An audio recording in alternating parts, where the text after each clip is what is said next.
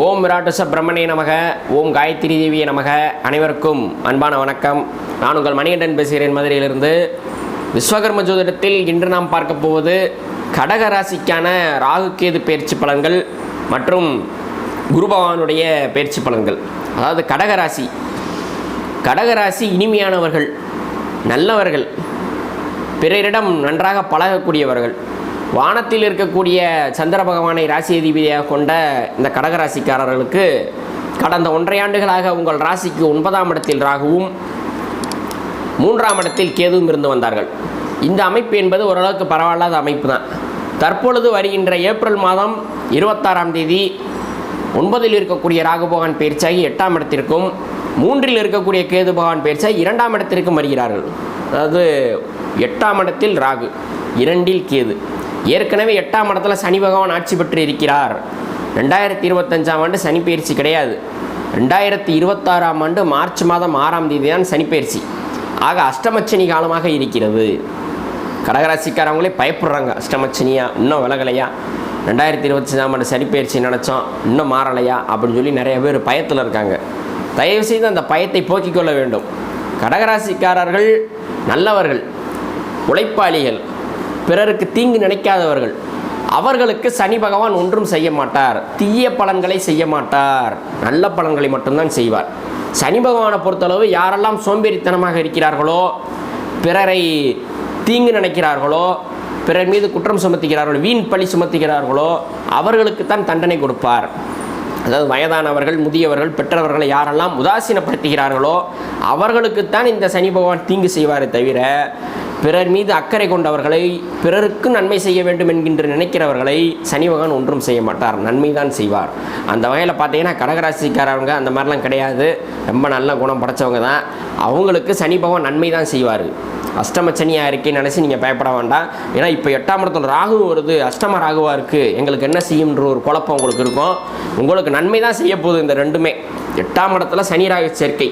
வண்டி வாகனங்களில் மட்டும் கொஞ்சம் கவனமாக இருந்துக்கிறணும். மற்றபடி எல்லாமே உங்களுக்கு நல்லா தான் இருக்குது.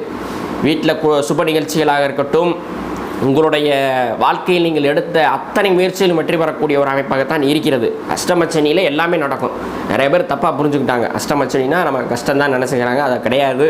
அது உங்களுடைய ஜென்ம ஜாதகத்திலும் சரியில்லாத அமைப்பு நடந்தால்தான் அது சரியில்லாமல் இருக்குமே தவிர, அஷ்டமச்சனி தான் ஒரு மனிதனுடைய வாழ்க்கையில் பண்பட்ட மனதை ஏற்படுத்தக்கூடிய விஷயமாக இருக்கும். அவனை பட்டை தீட்டக்கூடிய ஒரு காலகட்டமாக இருக்கும். அப்படிப்பட்ட நேரம் கடகராசிக்கு. அதனால் இதை நீங்கள் சந்தோஷமாக ஏற்றுக்கிறணும். எது நடந்தாலும் நன்மை தான் நடக்க போகுது, அதில் ஒன்றும் மாற்றம் இல்லை. 2ஆம் இடத்துல கேது வரார். கேது பகவானை பொறுத்தளவு, அதாவது ராகு கேதுக்கள் ரெண்டுமே அவங்க இருக்கக்கூடிய ராசி அதிபதியை பொறுத்து தான் செயல்படுவாங்க. இப்போ 2ஆம் இடத்துல கேது வர்றது என்னென்னா, 2ஆம் இடத்த அதிபதி சூரியன் கடகராசிக்கு. அப்போ சூரியனாகத்தான் செயல்பட போகிறாரு. ஆக கடகராசிக்கு சூரியன் 100% நன்மை செய்யக்கூடியவர். ஆக 2ஆம் இடத்தில் கேது வருவதால் தன வரவு அதிகரிக்கும், உங்களுடைய பேச்சாற்றல் சிறக்கும். அதாவது ஒரு ஞானம், ஒரு தெளிவு, ஒரு முதிர்ச்சித்தன்மை உங்களுடைய பேச்சில் தெரியும். கல்வி பயிலக்கூடிய மாணவர்களுடைய கல்வி வளர்ச்சி என்பது மிகச்சிறப்பாக இருக்கும். இது வரைக்கும் சாதாரணமாக படிச்சுக்கிட்டு இருப்பான், இப்போ பார்த்தீங்கன்னா ரொம்ப நல்லா படிப்பான், நல்ல மார்க் வாங்குவான். அவருடைய திறமையை வளர்த்து கொண்டு, பேச்சாற்றலை வளர்த்து கொண்டு அடுத்தடுத்த கட்டத்திற்கு செல்லக்கூடிய காலகட்டமாக வரக்கூடிய 1.5 ஆண்டுகளானது கடகராசிக்கு இருக்க போகிறது. 2ஆம் இடத்தில் கேது இருப்பதால் இதுவரை திருமணமாகாத கடகராசிக்காரர்களுக்கு கண்டிப்பாக திருமணம் அமையும், நல்ல குடும்பத்தை ஏற்படுத்தும். குடும்பத்தில் இருந்து வந்த குழப்பங்கள் தீரும், பிரச்சனைகள் தீரும். தனவரவு, வருவாய் அதிகரிப்பதால் உங்களுடைய கடன்கள் அடையும். ஒரு சிறப்பான பொன்னான காலமாக இருக்க போகிறது. மகிழ்ச்சி கிடைக்கக்கூடிய ஒரு காலகட்டமாக இந்த ராகு கேதுக்களுடைய பயிற்சி என்பது கடகராசிக்கு இருக்கிறது. அது மட்டுமல்லாமல் வருகின்ற மே மாதம் 11ஆம் தேதி இதுவரை உங்கள் ராசிக்கு 11ஆம் இடத்தில் இருந்து வந்த குரு பகவான் பயிற்சியை உங்கள் ராசிக்கு 12ஆம் இடத்திற்கு போகிறாரு. ஏற்கனவே 8ஆம் இடத்துல சனி ராகு, இப்போ 12லேயும் குரு வராரா. 12ஆம் இடம் என்பது மறைவு ஸ்தானம், 8ஆம் இடம் என்பது ஒரு மறைவு ஸ்தானம். ஆக மறைவு ஸ்தானத்திற்கு குரு பகவான் வருவது நல்லதா? கடகராசிக்கு குரு பகவான் எங்கே இருந்தாலும் நல்லது தான் பண்ணுவார். ஒரு மறைவிடத்தில் இருந்தான்னா, ராசியில் இருந்தான்னா, 2ஆம் இடத்துல இருந்தான்னா, அதை பற்றி நமக்கு கவலை இல்லை. ஆக 12ஆம் இடத்தில் இருக்கக்கூடிய குரு பகவான் தன்னுடைய பார்வையால் பல நன்மைகளை செய்ய போகிறார். 12இல் இருக்கக்கூடிய குரு பகவான் தன்னுடைய 5ஆம் பார்வையால் உங்கள் ராசிக்கு 4ஆம் இடத்தை பார்க்கிறார். 12இல் இருக்கக்கூடிய குரு பகவான் தன்னுடைய 7ஆம் பார்வையால் உங்கள் ராசிக்கு 6ஆம் இடத்தை பார்க்கிறார். 12இல் இருக்கக்கூடிய குரு பகவான் தன்னுடைய 9ஆம் பார்வையால் உங்கள் ராசிக்கு 8ஆம் இடத்தை பார்க்கிறார். ஆக உங்கள் ராசிக்கு 4ஆம் இடத்தை குரு பகவான் பார்ப்பதால் நீங்கள் நினைத்ததை வாங்குவீர்கள். அது ஃபோனாக இருக்கலாம், வண்டி வாகனங்களாக இருக்கலாம், வீடாக இருக்கலாம், நகையாக இருக்கலாம். இப்படி எது வேணுமே உங்களுக்கு எது வேணும்னு நினைக்கிறீங்களோ அதெல்லாம் வாங்குவீங்க. அப்படிப்பட்ட ஒரு காலகட்டமாக இருக்கும். சுகபோக வாழ்க்கை கிடைக்கக்கூடிய ஒரு அமைப்பாக இருக்கும். உங்கள் தாயாரினுடைய உடல்நிலை நல்ல முன்னேற்றம் அடையும். சின்ன சின்ன உடல் உபாதைகள்லாம் இருந்துச்சு, அதெல்லாம் சரியாயிரும். 6ஆம் இடத்தை குரு பார்ப்பதால் நீங்கள் வாங்கி இருக்கக்கூடிய கடன்கள் அத்தனையும் அடையப் போகிறது. இது வரைக்கும் என்னென்ன வாங்கினீங்க எல்லாம் இந்த ஒரு வருஷத்தில் எல்லாத்தையும் முடிச்சிடுவீங்க. ஒரு நிம்மதியான ஒரு காலகட்டம் வரக்கூடிய காலகட்டம். உங்கள் உடற்பிணிகள் அத்தனை விலகப் போகிறது. சொந்த பந்தங்கள் இடையே இருந்த கருத்து வேறுபாடுகள், பகை அனைத்து விலகப் போகிறது இந்த ஒரு வருஷத்தில்.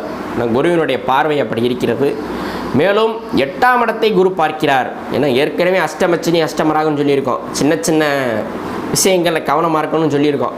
அந்த இடத்த குரு பார்க்குறனால நீ அதுக்கும் பயம் இல்லை. 8ஆம் இடத்துல குரு பார்வை இருக்குது. ஆக அஷ்டமச்சனி உங்களுக்கு ஒன்றுமே செய்யாது, நன்மை தான் செய்ய போகுது. இப்போ குருவினுடைய பார்வை அங்கே கிடைக்கிறதுனால நன்மை தான். ஆக கடகராசிக்காரர்கள் பயப்பட வேண்டியதே இல்லை. உங்களுடைய தடைகள் அத்தனையும் விலகப் போகிறது. இந்த வரக்கூடிய ஒரு வருடத்தில் நீங்கள் நினைத்த காரியத்தை நடத்தி முடித்து செய்து முடித்து வெற்றி காணக்கூடிய ஒரு காலகட்டமாக வரக்கூடிய ஒரு வருடமானது இருக்கப் போகிறது கடகராசிக்காரர்களுக்கு. கடகராசியை பொறுத்தளவு ராகுகேது பயிற்சி, குரு பயிற்சி இரண்டுமே 100% நன்மைகளை செய்ய போகிறது என்று சொன்னால் அது மிகையாகாது. மேலும் கடகராசிக்காரர்கள் திங்கட்கிழமைகளில் அம்மன் வழிபாடு செய்து வந்தால் எல்லா விதமான நன்மைகளும் கிடைக்கும் என்பது 100% உண்மை.